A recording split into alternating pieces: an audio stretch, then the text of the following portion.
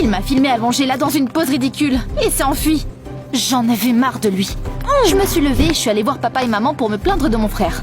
Mais quand je les ai trouvés, ils se disputaient encore. Mes parents se disputaient beaucoup ces derniers temps. Et ils avaient complètement arrêté de nous donner de l'attention à Kevin et moi.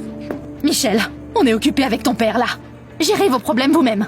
J'ai fermé la porte de leur chambre et j'ai entendu des assiettes se briser derrière. Notre famille se brisait aussi. Comment est-ce que je pouvais croire à l'amour après tout ça? Je ne voulais pas écouter les disputes de mes parents. Donc je restais souvent à la bibliothèque après les cours. J'étais toujours la seule membre du club anti-romantique. Un jour, je suis allée à la bibliothèque comme d'habitude et j'y ai vu plusieurs de mes camarades. Ils voulaient rejoindre mon club et boycotter la prochaine Saint-Valentin. J'ai vu Barbara, un gars excentrique de l'orchestre de l'école appelé Chad et... Impossible! Henri? On a vu ton message dans le groupe et on a décidé de rejoindre le club.